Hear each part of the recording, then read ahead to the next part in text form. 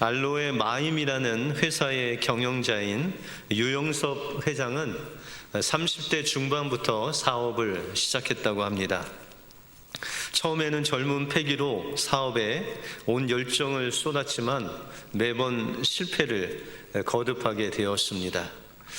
다시 사업을 시작해서 좀 성장하나 싶으면은 예기치 않는 장애물이 걸려서 또 실패한 것이 8번이나 사업의 실패를 경험하게 되었다라는 것이죠. 이제 마지막으로 8번 실패한 후에 이제 벼랑 끝에 선 심정으로 하나님께 그가 나갔습니다. 하나님, 이제 내 힘으로는 도저히 할 수 없는데 하나님, 저를 좀 도와주시면 안 되겠습니까? 라고 간절히 하나님 앞에 기도하는데 그 마음속에 들려오는 음성이 있었습니다. 그것은 너희는 먼저 그의 나라와 그의 의를 구하라. 이 말씀이 그 마음속에 스며져 오면서 이 말씀을 통해서 이 유영섭 회장의 사고 방식이 180도 바뀌게 되었습니다. 그러면서 그가 생각하기를 예전에 8번 사업하면서 내가 무엇을 위해서 사업을 했고 내가 누구를 위해서 돈을 벌었는지를 곰곰이 생각해 보았습니다. 그러면서 주님께서 말씀하시는 이 먼저 그의 나라와 그의 의를 구하지 못한 자기를 하나님 앞에 회개하면서 이제 새로운 목표와 목적을 가지고 내가 사업을 시작하겠다라고 생각하고 그의 모토를 하나 정했습니다. 하나님을 기쁘시게 또 사람을 행복하게 이런 모토를 가지고 사업을 시작하게 되었습니다. 그리고 그는 마지막 각오로 천연 알로에 이제 화장품을 만드는 그런 사업을 뛰어들었습니다. 기업의 첫 번째 사명은 예배라고 생각하고 그는 하나님 앞에 직원들과 함께 예배로 시작하고 또 월요일마다 그 직원들과 함께 이 영적인 에너지를 공급받기 위해서 기도회로 모였습니다. 또한 때로는 여름 휴가를 다 직원들이 반납하고 사회 봉사활동도 하고 고아와 자폐아를 돌보는 일에 아주 열심을 냈습니다. 그리고 수입이 생기면 일정 부분을 선교하는 또 봉사하는 일에 그것을 먼저 하나님께 드리는 일을 했습니다. 그렇게 먼저 하나님을 기쁘시게 하자 하나님도 그를 기쁘게 하는 놀라운 은혜를 경험하게 되었습니다. 그래서 1992년에 사업이 자본금 1억으로 시작했는데 그 중에 IMF가 있지 않습니까? 1998년에 그랬는데도 불구하고 그때도 승승장구하면서 이제는 1,000억이 넘는 어떻게 보면 1,000배로 갚아주시는 놀라운 은혜를 경험했다라는 것이죠. 돈이 먼저가 아니라 하나님이 먼저가 될 때 행복한 부자가 될 수 있었다고 간증을 합니다. 우리의 인생의 우선순위를 먼저 하나님과 하나님 나라에 두고 우리가 살아갈 때 무엇을 하든지 우리가 하나님을 기쁘시게 하는 그 삶을 살아갈 때 하나님도 여러분들에게 진정한 기쁨을 주실 줄 믿습니다. 이 은혜가 여러분들 삶 속에 임하시길 주님의 이름으로 축원드립니다. 오늘 본문을 통해서 주님의 오심을 준비하기 위하여 우리가 무엇을 해야 되고 어떤 마음과 어떤 자세로 주님의 오심을 기다려야 되는지 오늘 본문을 통해서 살펴보겠습니다. 먼저 주의 길을 예비하기 위해서는 우리의 마음과 삶을 온전히 주님께 드려야 됩니다. 세례 요한은 나면서부터 하나님께 드려진 나실인이었습니다. 여러분들 나실이라면은 삼손이 생각나죠? 그죠? 그의 인생을 하나님께 온전히 드리는 그 삼손의 그 모습이 나실인의 모습이다. 그런데 그 나실인 중에서는 여러분들이 아시는 사무엘도 있고 오늘 나오는 이 세례 요한 역시 그의 아버지에게 하나님께서 예언을 하셔서 장차 너가 낳을 그 아이는 하나님께 드려진 나실인 그 나시린으로 하나님께 드려라라고 그렇게 말씀하십니다.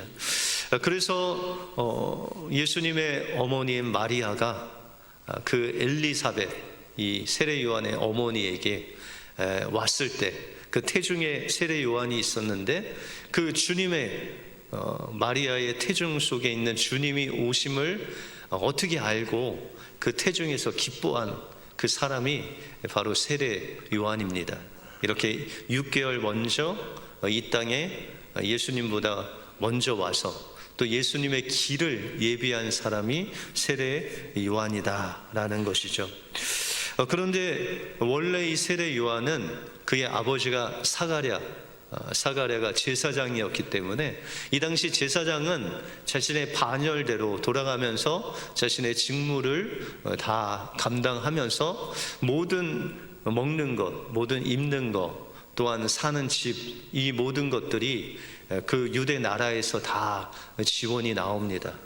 그래서 세례 요한이 지금 이제 30세가 돼서 하나님의 일을 하는 그 시점은 바로 제사장으로 세워져서 그 직무를 감당해야 할 나이가 되었다라는 것이죠. 그런데 세례 요한은 그 모든 혜택, 집도 나오고 먹을 것도 나오고 그의 삶이 정말 존경받는 제사장의 삶을 다 내려놓고 몸과 마음을 온전히 하나님께 드리는 마음으로 하나님 말씀에 순종해서 그는 광야로 나가게 됩니다. 그리고 그 광야에서 살면서 메뚜기와 석청을 먹으면서 하나님의 말씀을 전하는 자가 되었다라는 것이죠. 그의 몸과 마음은 온통 자기의 어떤 유익보다는 하나님의 말씀에 집중되어 있는 이 세례 요한의 모습을 우리가 볼 수 있다라는 것이죠. 그러면서 그는 하나님의 말씀을 전했는데 회개하라, 천국이 가까이 와 있는다. 이 예수님께서 전하신 말씀도 회개하라, 천국이 가까웠느니라. 그 말씀을 이 세례 요한이 전하게 되었다라는 것이죠. 그런데 우리가 보면 회개하라, 천국이 가까이 왔느니라, 그 좋은 말이지 라는 생각이 드는데, 여러분들 이 말씀은 엄청난 말씀이다라는 것이죠. 왜냐하면 이 세례 요한이 하나님의 말씀이 임하여 그 말씀을 전하기 전 400년 동안 하나님의 말씀을 전하는 선지자가 없었다는 것이죠. 다시 말해서 빛과 그 소금의 역할을 해야 할 하나님의 선지자들, 또 하나님께서 전해주신 그 생명과 같은 빛과 같은 생명의 말씀이 이 이스라엘 백성들에게는 없었다라는 것입니다. 다시 말해서 이스라엘 백성들은 캄캄한 어둠 속에 하나님과의 관계가 끊어진 상태에서 400년 동안 지내고 있었다라는 것이죠. 그런데 여러분들, 이 하나님 말씀이 없는 400년 동안 이스라엘 백성들이 어떻게 살았을까요? 여러분들, 이들은 하늘에서 비가 와야 농사를 하고, 그렇죠? 또 어떤 상황 속에서도 하나님 앞에 예배하고 제사 드리는 그런 하나님의 선민으로 살아가야 할 이스라엘 백성들이 하늘에서 비가 오지 않으면 하나님께 기도하기보다는 바알신에게 우상을 섬기는 그런 일을 했습니다. 또한 하나님께 제사 드리는 거룩한 그 성전에다가 하나님이 부정하게 여기시는 돼지를 잡아서 그 돼지의 피를 뿌리는 성전을 망령되게 부정케 하는 그런 일들을 서슴지 않고 행했다라는 것이죠. 또한 유일하신 하나님을 섬기기보다는 태양신을 섬기고 바알을 섬기고 아세라 묵상을 섬기고 이런 자신들을 위해서 자기 중심적으로 살아가는 그들의 삶을 이제 살았다. 400년 동안 살았다라는 것이죠. 이 삶 속에 세례 요한은 회개하라라는 것은 세상 가운데서 하나님을 대적하고 살아갔던 그들의 모든 죄악을 내려놓고 그의 발걸음을 주님께로 향하라라고 회개하라고 외치고 있었다라는 것이죠. 여러분들, 이 세례 요한이 이 회개의 내용을 자세히 보면은 상당히 심플합니다. 백성들에게는 전하는 그 메시지가 너희가 두 벌 옷이 있는 산은 옷 없는 사람한테 한 벌을 줘라. 여러분들 집에 두 벌 있는 옷 두 벌 있는 분들 계시죠? 두 벌만 있습니까? 여러 벌이 있으시죠? 그런데 이 당시에 특별히 이 백성들은 상당히 가난한 사람들이 많았습니다. 그런데 여기서 나오는 이 옷이라는 것은 특별히 겉옷을 이야기하는데, 이 겉옷의 그 용도는 광야가 되게 추웠습니다. 특별히 이불을 덮고 자지 않으면은 정말 얼어 죽을 정도로 그렇게 추운 이 밤을 지내야 됐습니다. 그런데 가난한 사람들은 주로 그들이 가지고 있는 겉옷을 이불 삼아 저녁에 그것을 덮고 잤습니다. 그런데 정말 가난한 사람들은 이 겉옷이 없어서 그 무엇인가를 덮고 자야 할 그런 이불이 없었다라는 것이죠. 그래서 겉옷이 두 벌 있는 사람은 저녁에 덮고 잘 그 겉옷이 없는 자에게 그 겉옷을 나눠주라라는 것이죠.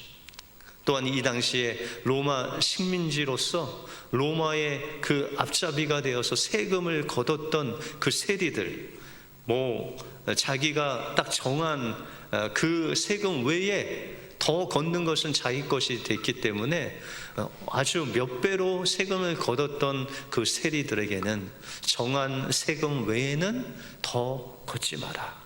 또 군사들에게도 너가 받는 그 요 외에는, 임금 외에는 사람들을 노력하지 말고 힘으로 괴롭히지 말고 너의 그 임금에 만족하는 삶을 살아라. 이것이 진정한 회개다 라고 세례 요한이 외쳤다라는 것이죠. 어떻게 보면 이 회개가 아주 심플하고 단순한 것 같은데, 이 안에는 우리의 욕심들, 우리 중심적으로 살아가는 그 모든 이익을 향한 우리의 이 욕심들을 하나님 앞에 다 내려놓아야 하는 그 회개에 합당한 열매를 맺어야 된다라는 것이죠. 자신의 몸과 마음을 세상을 향했던 그 몸과 마음의 그 집중을 이제 하나님을 향해서 돌아서 한 걸음 한 걸음 하나님이 원하시는, 또 내가 있는 그 곳에서 내가 맡은 그 직분들을 잘 감당하는 그 삶으로 돌아와라 라고 그렇게 외쳤다라는 것이죠. 여러분들, 우리가 회개하지 않으면 그 어둠 가운데서 살아가다 보면 아무리 돈을 많이 벌어도, 아무리 권력을 가지고, 아무리 높은 명예를 가진다 해도 우리의 삶 속에는 절망과 좌절이 몰려온다라는 것이죠. 왜냐하면 진정한 소망이 하나님께 있기 때문에, 우리가 아무리 하나님 없이 무엇인가 해도 우리의 삶 속에서는 늘 절망과 좌절이 몰려올 수밖에 없다라는 것입니다. 그러므로 하나님께 우리의 몸과 마음을 드리면서 나간다라는 것은 하나님 없는 세상을 향해서 우리가 달려가기보다는 하나님을 향해서 나의 욕심을 다 내려놓고 한 발자국 한 발자국 나가는 것이 바로 진정한 하나님께서 원하시는 회개의 삶이고, 또한 우리의 삶을 드리는 삶이라고 말씀하고 있습니다. 돌아온 탕자가 그 정말 거지 같은 모습으로, 정말 하나님 앞에 나갈 수 없는, 그 아버지한테 갈 수 없는 그 모습으로 한 걸음 한 걸음 갈 때, 여러분들, 그 아버지는 탕자가 한 걸음 갈 때 두 걸음, 세 걸음, 아니 10걸음 뛰어오는 그 아버지의 모습과 같이 우리 모습 이대로 하나님을 향해서 여러분들의 욕심, 여러분들의 이익, 여러분들의 그 세상을 향한 것을 내려놓고 그 모습으로 하나님 앞에 한 걸음 한 걸음 갈 때 하나님께서는 두 걸음, 다섯 걸음, 10걸음 달려오셔서 하나님의 그 풍성한 것으로 채워주신다라는 것입니다. 세례 요한은 자기가 가지고 있는 그 욕심을 다 내려놓고, 또한 혜택을 다 내려놓고 하나님을 향해서 한 걸음 한 걸음 갈 때 그는 그가 있는 자리에서 예수님의 오심을 전하고 또 하나님의 살아있는 말씀을 전함으로 인해서 예수님께서 세례 요한을 향해서 말씀하시기를 여자가 난 자 중에 이 모든 자 중에 가장 큰 자가 바로 세례 요한이라는 칭찬을 받게 되었다라는 것입니다. 우리가 이제 대강절을 맞이해서 주님이 오시는 그 오심을 기다리는 이 성탄의 계절에 우리는 주님의 오심을 준비해야 됩니다. 그러기 위해서는 우리의 마음을 향한 곳이 세상이 아닌, 또한 우리의 어떠한 목적이 아닌 오직 하나님을 향해서 우리가 한 걸음 한 걸음 회개하며 나갈 때 하나님께서 여러분들에게 달려오셔서 하나님의 풍성한 것을 채워주실 줄 믿습니다. 그 은혜로 승리하시는 여러분들의 삶이 되시길 주님의 이름으로 축원드립니다. 다음으로 예수님의 오심을 준비하기 위해서는 우리의 삶을 통해서 예수님을 드러내는 삶을 살아야 된다라는 것입니다.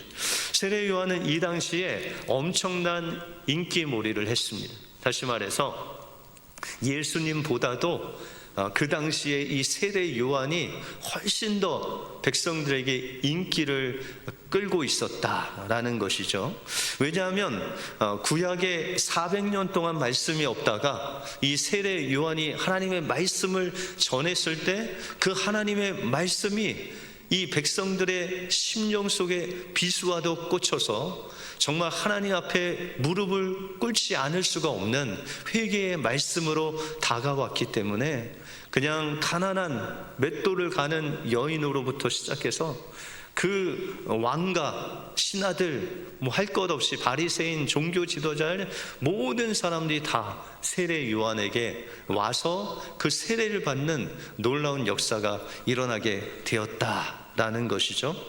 그래서 사람들이 이제 종교 지도자의 사람을 보내서 세례 요한에게 질문을 합니다. 오늘 19절에 보시면 유대인들이 예루살렘에서 제사장들과 레위인들을 요한에게 보내어 내가 누구냐 물을 때에 요한의 증거니 이러하니라 라고 그렇게 말씀하고 있습니다. 이 종교 지도자들이 사람들을 보내서 도대체 너는 누구냐라고 물었다라는 것이죠.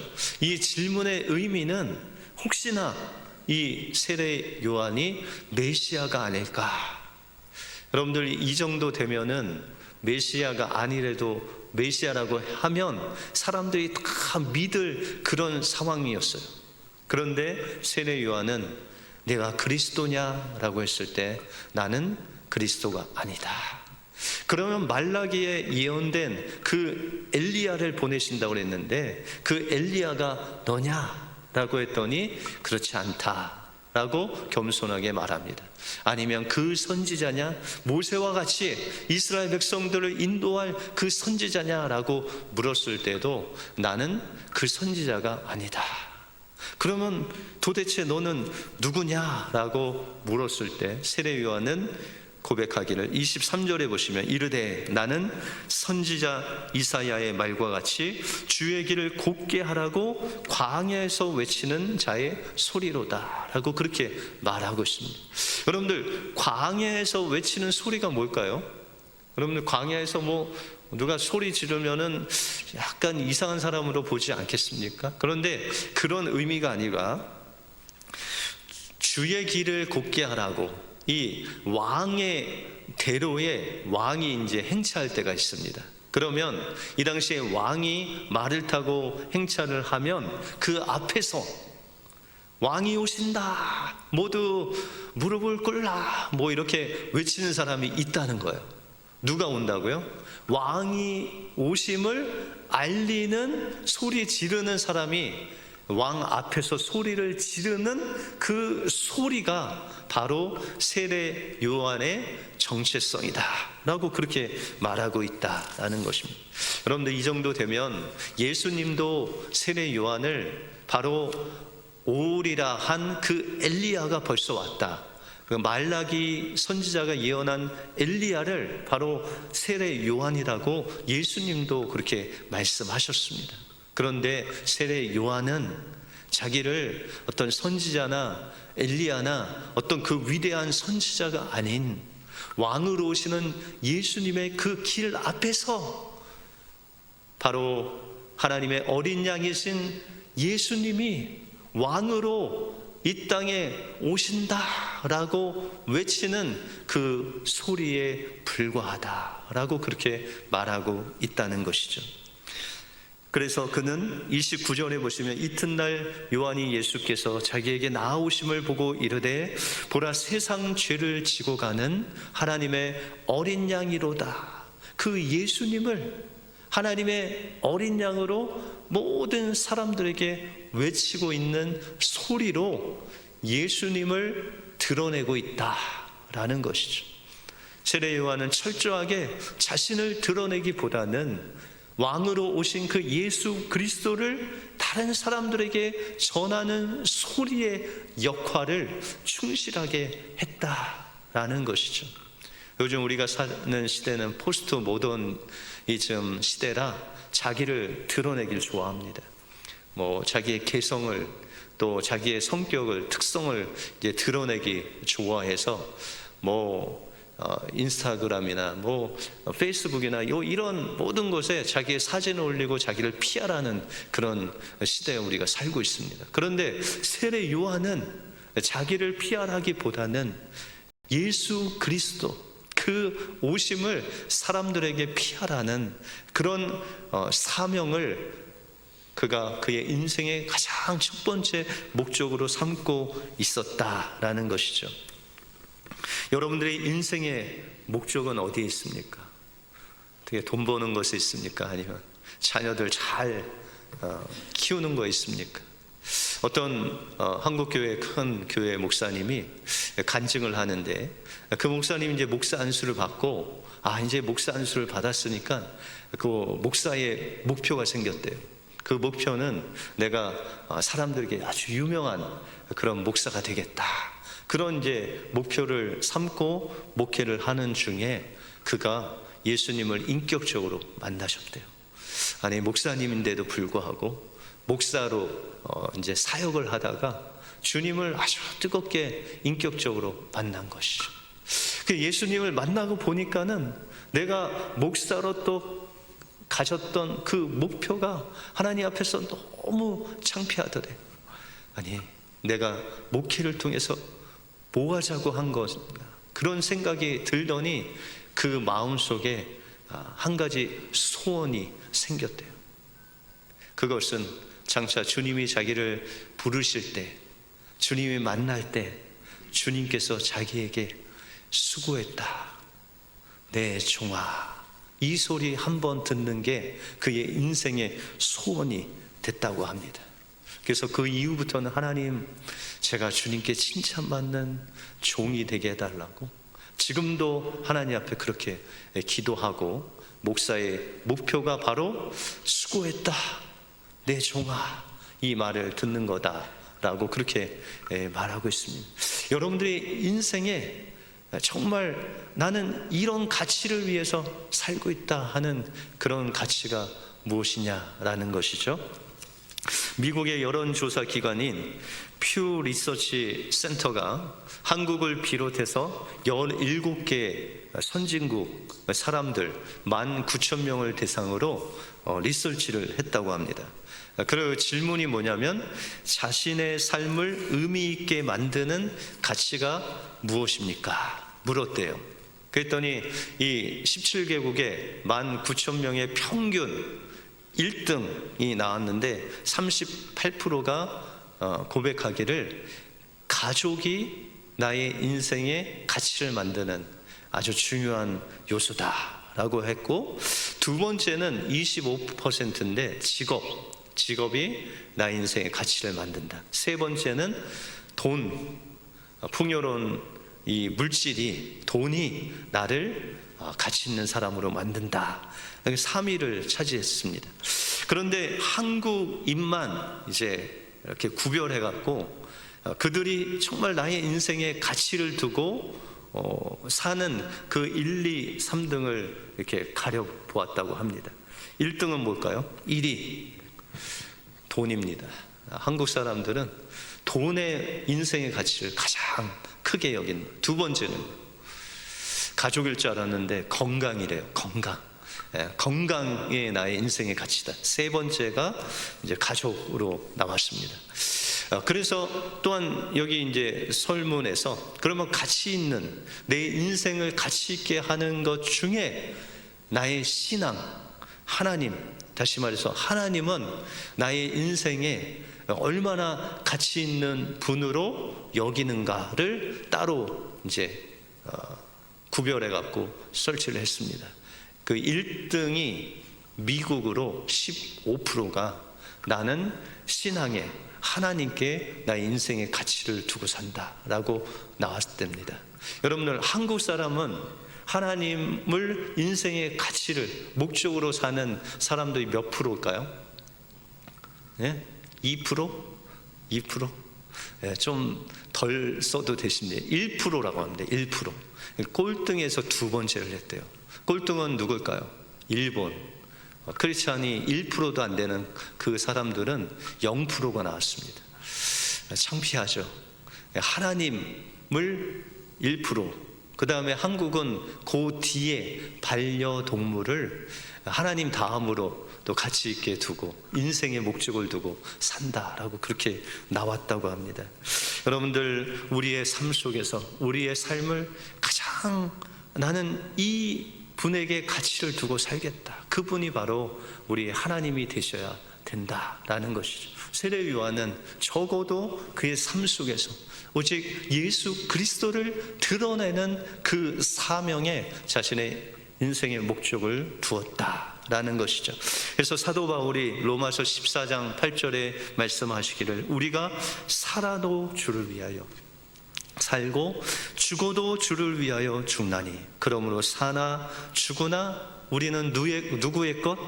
주의 것이로다 라고 그렇게 고백을 했습니다. 우리의 삶 속에서 우리를 통해서 예수 그리스도가 드러나는 그 가치가 가장 중요한 가치다라고 고백했다는 것이죠. 그래서 세례 요한도 요한복음 3장 30절에 보시면 그는 흥하여야 하겠고 나는 쇠하여야 하리라 라고 하면서 그의 삶 속에 오로지 예수 그리스도가 드러나기를 기도했다라는 것입니다.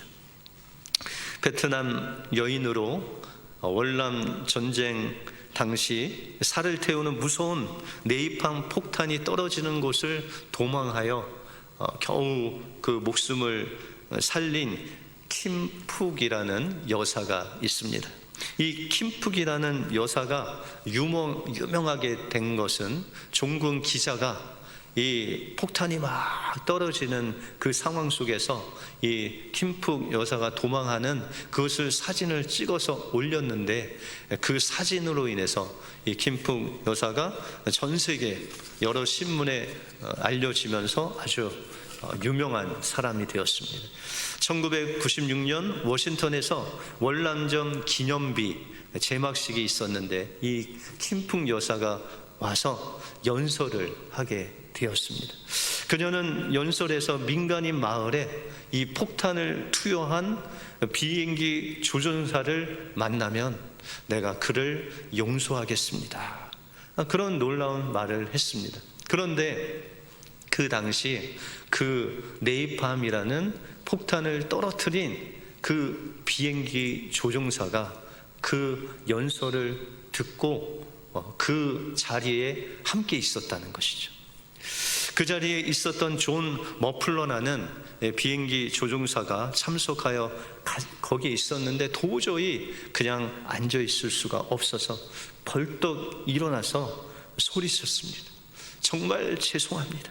제가 그 조종사입니다. 저의 오판으로 고통을 드려서 정말 죄송합니다. 그 일로 인해 전 그동안 고통스러운 마음으로 지금까지 살아왔습니다. 저를 용서해 주십시오. 라고 그렇게 이야기를 했습니다. 그때 킴풍 여사는 용서합니다. 괜찮습니다. 저는 다 용서했습니다. 주님의 이름으로 내가 용서를 합니다. 순식간에 벌어진 일에 많은 사람들이 놀랐고, 그리고 그 용서를 빌고 또 용서하는 감격스러운 그 모습을 보고 많은 사람들이 눈물을 훔치며 우레와 같은 박수를 쳤습니다. 자기와 자기 가족에게 평생 지울 수 없는 그 흉터를 남긴 그 당사자를 어떻게 용서할 수 있을까? 신문 기사에 한 줄이 적혀 있었습니다. 김숙 여사는 그 이후에 그가 예수 그리스도를 구주로 영접하고 크리스찬이 됐고, 또 비행기 조종사는 역시 오래전부터 크리스찬으로 살아왔기 때문에 자기의 어떤 감정이나 그 미움을 드러내지 않고 오직 예수 그리스도께서 십자가를 통해서 그에게 주신 그 은혜에 감격하고 감사함으로 자기의 어떤 감정을 드러내기보다는 예수님의 그 사랑으로 용서하는, 예수님을 드러내는 이 일이, 용서하고 용서받는 일이 주 안에서 이루어진 것입니다. 자신의 아픔보다 예수님이 우리를 용서하신 그 놀라운 십자가 은혜가 더 컸기 때문에 그는 그를 용서할 수 있었다라는 것입니다.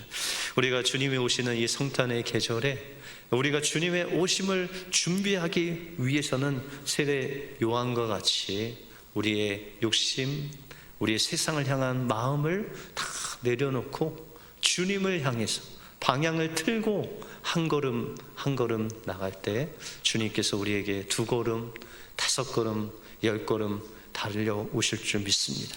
그리고 우리의 인생을 통해서 내가 아닌 주님의 그 십자가 은혜를 드러내는, 예수님을 드러내는 삶을 살아야 됩니다. 그 일을 위해서 우리가 가정에서도, 교회에서도, 직장에서도, 우리가 어디에 있든지 내가 아닌 예수님이 사랑하는 그 사람을 세우고 격려하고 칭찬하고 사랑하는 그 일을 우리의 말과 행동을 통해서 보여주셔야 됩니다. 여러분들 오늘부터 옆에 있는 분들을 칭찬하시기 바랍니다. 격려하시기 바랍니다. 예수님의 이름으로 예수님이 우리를 용서하신 것 같이 용서하고 사랑하고 세워주시기 바랍니다. 그때 주님이 오시는 그날에 여러분들이 주님 앞에 담대히 나가서 주님, 저희 삶을 통해서 예수님 드러내고 왔습니다. 용서하고 왔습니다. 사랑하고 왔습니다. 격려하고 왔습니다. 주님께 칭찬받으시는 여러분들의 삶이 되시길 주님의 이름으로 축원드립니다. 기도하겠습니다.